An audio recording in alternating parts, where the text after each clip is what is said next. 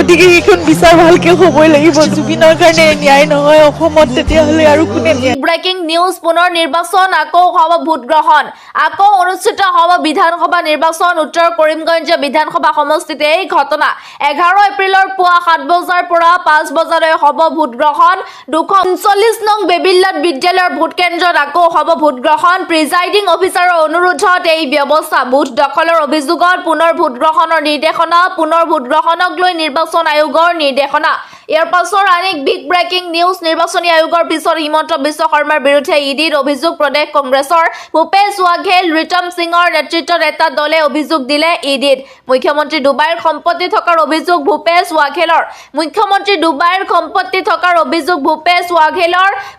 ৱাঘেল ৰিতম সিঙৰ নেতৃত্বত এটা দলে অভিযোগ দিলে ইডিত ইয়াৰ পূৰ্বে নিৰ্বাচনী আয়োগতো গোচৰ প্ৰদেশ কংগ্ৰেছৰ মুখ্যমন্ত্ৰীৰ বিৰুদ্ধে শপতনামাত মিছাৰ আশ্ৰয় লোৱাৰ অভিযোগ মুখ্যমন্ত্ৰীৰ শপতনামাত সম্পত্তিৰ তথ্য লুকুৱাৰ অভিযোগ আয়োগক নিৰ্বাচনী আয়োগৰ পিছত হিমন্ত বিশ্ব শৰ্মাৰ বিৰুদ্ধে ইডিত অভিযোগ প্ৰদেশ কংগ্ৰেছৰ হিমন্ত বিশ্ব শৰ্মা আৰু পত্নীক জেৰা কৰক ইডিয়ে মুখ্যমন্ত্ৰী পৰিয়ালৰ লোকে ডুবাইত থাকি পাকিস্তানৰ কোনো প্ৰতিষ্ঠানত অধ্যয়ন কৰাৰ অভিযোগ ইয়াৰ পাছৰ আনেক বিগ ব্ৰেকিং নিউজ 5 বছৰ নহয় 2029তে ভংগ হ'ব অসম চৰকাৰ 33% মহিলা বিধায়ক থাকিব অসম বিধানসভাত 2029ত একেলগে অনুষ্ঠিত হ'ব লোকসভা বিধানসভা নিৰ্বাচন বৃদ্ধি হ'ব লোকসভা বিধানসভাৰ আসন বিহুৰ পিছতে সংসদত নতুন বিল এই মুহূৰ্তত ডাঙৰ খবৰ 2029 চনতে ভংগ হ'ব অসম চৰকাৰ এবাৰ অসমত গঠন হ'ব 3 বছৰীয়া চৰকাৰ ইয়াৰ পাছৰ আনেক বিগ ব্ৰেকিং নিউজ পহিলা বহাগৰ দিনাই ৰাজ্যত ধুমুহা বৰষুণৰ তাণ্ডৱ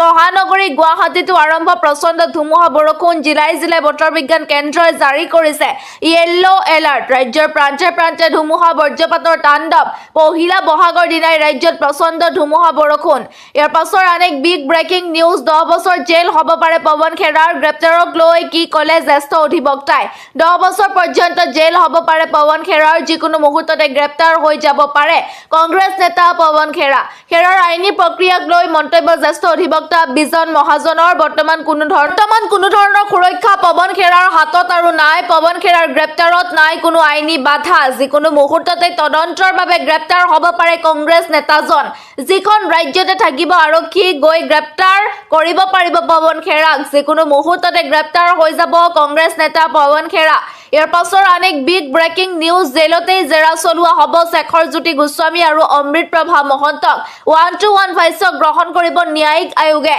19 ছেপ্টেম্বৰত কি হৈছিলে জুবিন গাৰ্গৰ সৈতে জুবিন গাৰ্গৰ লগত প্ৰকৃততে কি হৈছিলে 19 ছেপ্টেম্বৰত সকলো প্ৰশ্নৰ উত্তৰ বিচাৰি ন্যায়িক আয়োগত এই মুহূৰ্তত ডাঙৰ খবৰ আহি পৰিছে 5 দিনলৈ এই জেৰা চলাব ন্যায়িক আয়োগে ছিংগাপুৰ ঘটনাক লৈ চলিব জেৰা আজিৰে পৰা হাফলং কাৰাগাৰত চলিব জেৰা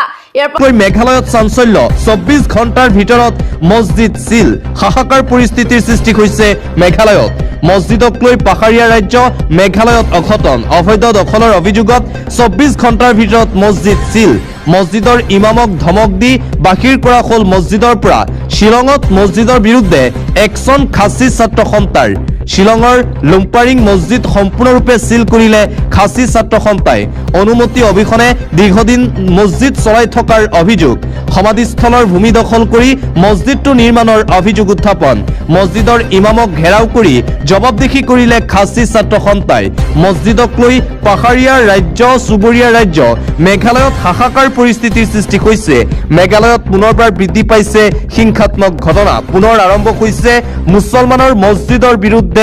জাগৰণ খাচী ছাত্ৰ সন্থাৰ নেতৃত্বত এই অভিযান চলিছে ছাত্ৰ সন্থাৰ ফালৰ পৰা অভিযোগ উত্থাপন কৰি কোৱা কৈছে যে মছজিদ এয়া অবৈধ মাটি দখল কৰি মছজিদ নিৰ্মাণ কৰা হৈছে আৰু সেয়েহে এতিয়া মেঘালয়ত মুছলমান লোকৰ পবিত্ৰ মছজিদৰ বিৰুদ্ধে খাচী ছাত্ৰ সন্থাৰ অভিযান আৰু অভিযোগ আন্তঃৰাষ্ট্ৰীয় পৰ্যায়ৰ এটা গুৰুত্বপূৰ্ণ খবৰ ইৰাণৰ সমৃদ্ধ ইউৰেনিয়ামক লৈ ৰাছিয়াৰ গুৰুত্বপূৰ্ণ প্ৰস্তাৱ ইৰাণৰ ইউৰেনিয়াম নিজৰ দেশত ৰাখিবলৈ সাজু ৰাছিয়া পাৰমাণৱিক ইন্ধন হস্তান্তৰৰ বাবে সাজু থকাৰ কথা ঘোষণা সাৰ্গে লাভৰভৰ ইৰাণৰ পাৰমাণৱিক কাৰ্যসূচীক লৈ চলি থকা সংঘাত সমাধানৰ চেষ্টা শান্তি আলোচনাৰ অংশ হিচাপে এই পদক্ষেপ ল'ব বিচাৰিছে মস্কোৱে ইউৰেনিয়াম সমৃদ্ধিকৰণৰ অধিকাৰৰ পক্ষত থিয় দিছে ৰাছিয়া। আমেৰিকা ইৰাণৰ উত্তেজনা হ্ৰাস কৰাই এই প্ৰস্তাৱৰ মূল লক্ষ্য। এইবাৰ ইৰাণৰ প্ৰতি ৰাছিয়াৰ এই গুৰুত্বপূৰ্ণ সিদ্ধান্ত দেখিবলৈ পোৱা গৈছে। পৰৱৰ্তী খবৰ,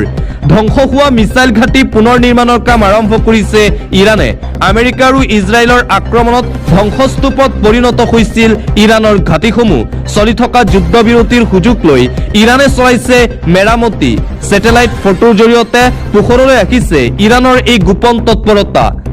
টানেলৰ মুখত জমা হোৱা ধ্বংসাৱেশ আঁতৰাই মিছাইল লাঞ্চাৰ উলিয়াবলৈ চেষ্টা ইৰাণৰ। আমেৰিকা আৰু ইজৰাইলে সুৰংগসমূহ বন্ধ কৰিবলৈ চলাইছিল আক্ৰমণ। ইৰাণৰ প্ৰায় 50% মিছাইল লাঞ্চাৰ এতিয়াও অক্ষত থকাৰ দাবী। পুনৰ আক্ৰমণৰ বাবে নিজৰ সামৰিক শক্তি গোটাইছে ইৰাণে। পৰৱৰ্তী খবৰ, মহানগৰীত আমেৰিকাৰ চোৰৰ চুৰিকাণ্ড, বিদেশী চোৰক কৰায়ত্ব কৰিলে। মহানগৰীত আহি আমেৰিকান চোৰৰ লুটপাট। মছজিদত প্ৰৱেশ কৰি দানপাত্ৰ চুৰিৰ চেষ্টা আমেৰিকাৰ চোৰৰ। গুৱাহাটীৰ মছজিদত আমেৰিকাৰ নাগৰিকৰ চুৰি কাৰ্য।